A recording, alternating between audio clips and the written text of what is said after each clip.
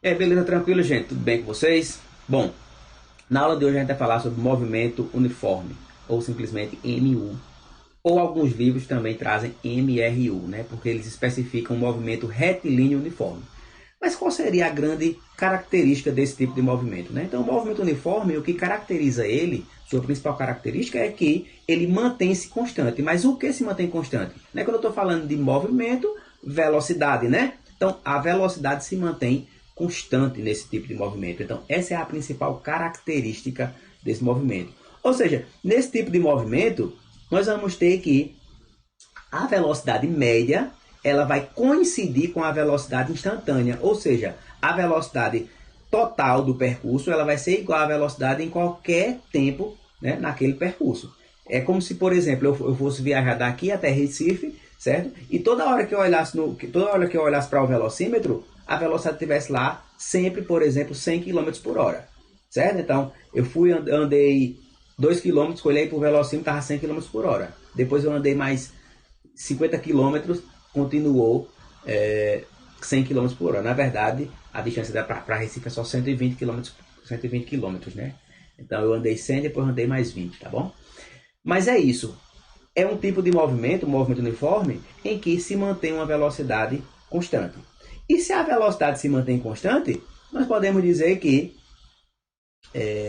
nesse tipo de movimento, o móvel ele vai percorrer distâncias iguais em intervalo de tempos iguais. Então, se esse carrinho ele percorreu essa distância aqui, né? Se ele percorreu essa distância aqui e gastou, por exemplo, sei lá, gastou meia hora. Então, quando ele percorrer a mesma distância, ele vai gastar mais meia hora. Depois ele vai gastar mais meia hora com a mesma distância. É sempre, tá bom? Então vamos supor, imagina que eu vou novamente agora não mais para Recife, eu vou agora para Campina Grande, certo? E aí, a distância entre João Pessoa e Campina Grande é aproximadamente 120 quilômetros, certo? E aí, quando eu chego na metade do percurso, a metade do percurso, 60 quilômetros, certo? Eu gastei uma hora. Se eu conseguir manter a mesma velocidade, certo? Na outra metade eu vou gastar mais outra hora, tá bom? Porque a velocidade foi a mesma. Então essa é a característica do movimento uniforme, mantém a velocidade constante e também o móvel percorre distâncias iguais em intervalos de tempos iguais, tá bom? E aí nós podemos descobrir uma função horária do espaço nesse tipo de movimento. A função horária, o que é uma função? Função é uma relação matemática em que uma grandeza depende de outra, tá certo? Vocês veem muito lá na matemática y como função de x, tá bom? Aqui é uma função horária, então vai ser a posição S em função do tempo t, tá bom? Então olha só, vamos descobrir essa função horária, tá certo? Para descobrir essa função horária, eu vou ter que fazer a seguinte relação, né? A velocidade média, nós sabemos que é a distância ΔS sobre o tempo ΔT, né? Isso a gente viu isso na aula passada. Bom, só que aqui a minha velocidade média ela coincide com a velocidade em todo o percurso. Então, eu não vou mais falar de Vm, eu vou falar simplesmente de V. Que é ΔS, que é a posição final menos a posição inicial. E o tempo, que é o tempo ΔT, que é o tempo final menos o tempo inicial, tá bom? Então vamos lá. Então olha só, a velocidade constante v vai ser igual a s menos s0 sobre t menos t0. O tempo inicial é zero, né? Eu estou começando, então vai ficar só t aqui. Nós sabemos que aqui embaixo tem 1, né? E aí eu faço o produto dos meios pelos extremos, né? Multiplico 1 por s menos s0, que vai dar s menos s0. E multiplico a velocidade vezes o tempo, né? Ó, multiplica assim e assim. E vai dar v vezes t, a velocidade vezes o tempo, tá bom? Arrumando isso aqui, eu vou passar o S0 para o segundo membro. Então vai ficar apenas S no primeiro membro. Ó. S igual a... O S0, quando ele passa do primeiro membro para o segundo, ele passa positivo, né? Ele está negativo, passa positivo. Então vai ficar S0 positivo mais a velocidade vezes o tempo. Então, esta relaçãozinha aqui, essa relação é conhecida como função horária das posições, tá bom? Então, com essa função horária, eu consigo determinar a posição do móvel em qualquer tempo, tá certo? Em qualquer tempo. Claro, se a velocidade se mantiver constante, tá bom? Vamos fazer uma aplicação disso daqui a pouco. Mas antes disso, vamos falar de movimento progressivo e de movimento retrógrado. O que seria o movimento progressivo e o que seria o movimento retrógrado? Olha só. Nós dizemos que a velocidade ela pode ser positiva ou negativa. Certo? A velocidade é positiva quando? Quando o móvel está se movimentando no sentido da trajetória. Ou seja, quando as posições estão aumentando no decorrer do tempo. Como é isso, professor? Então imagina que você novamente vai de João Pessoa a Campina Grande. Se você observar na estrada, você vai ver que as plaquinhas que indicam as posições, elas vão estar aumentando. Você está no quilômetro 20, aí vai para o quilômetro 30, quilômetro 40, tá bom? Ou seja, as posições elas estão aumentando. Você está no sentido da trajetória, tá bom? Como é esse primeiro caso aqui, ó. O carrinho ele está se movimentando no sentido da trajetória. Olha a setinha indicando, ó. A setinha está indicando isso, tá bom? Então, nesse caso aqui, eu chamo esse de movimento do primeiro carrinho de movimento progressivo. Tá bom?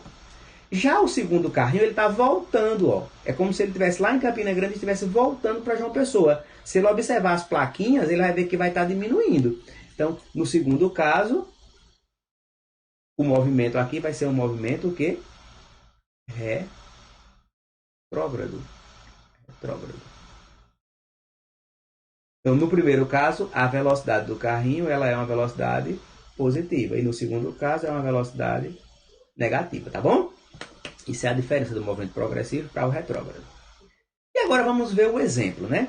Esse exemplo aí, neste exemplo, certo? Ele diz o seguinte, o móvel realiza um movimento uniforme, opa, então já sei que a velocidade é constante, em determinado referencial. Ele não diz onde é que o carro está, qual é esse referencial, tá bom?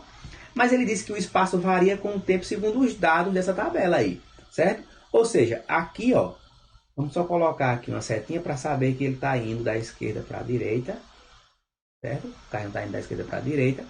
E aqui, ó, em t igual a 0, a posição da motozinha, da lambreta, sei lá o que é isso, é 10 metros. Está ocupando a posição 10 metros, tá bom? Depois, em um segundo, ela vai para 18. Depois, ela vai para 26. Depois, ela vai para 34. E depois, vai para 42 metros, tá bom? Então, observa que as posições estão aumentando.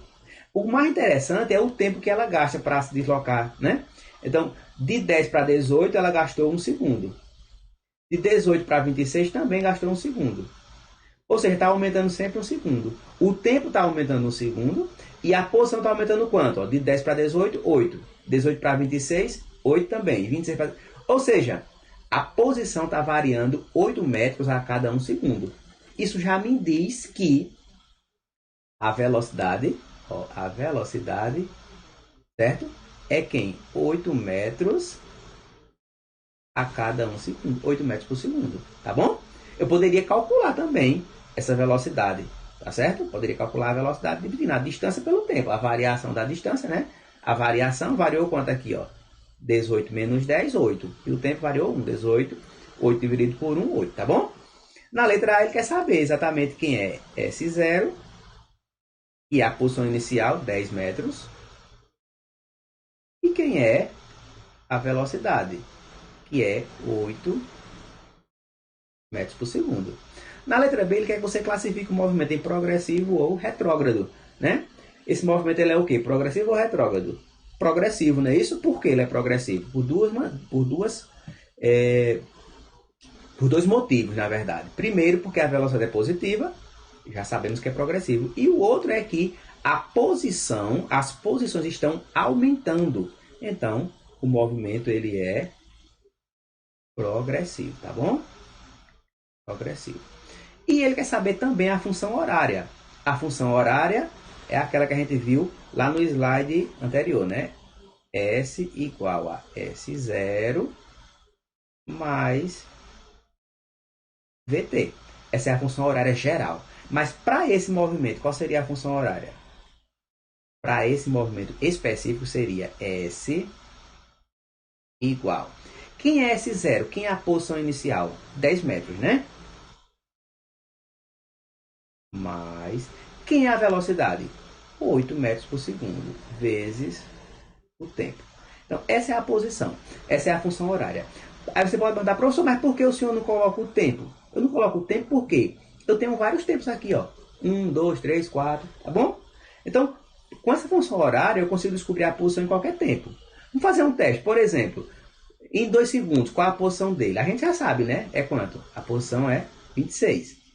Mas será que fazendo o cálculo vai dar certo? Vamos fazer o cálculo aqui para ver se dá certo. Então, olha só.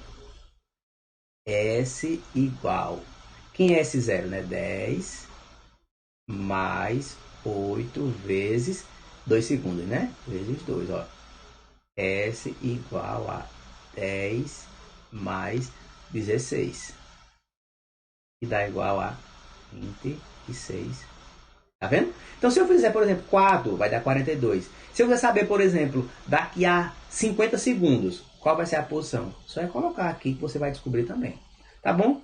Beleza, gente? Então, valeu.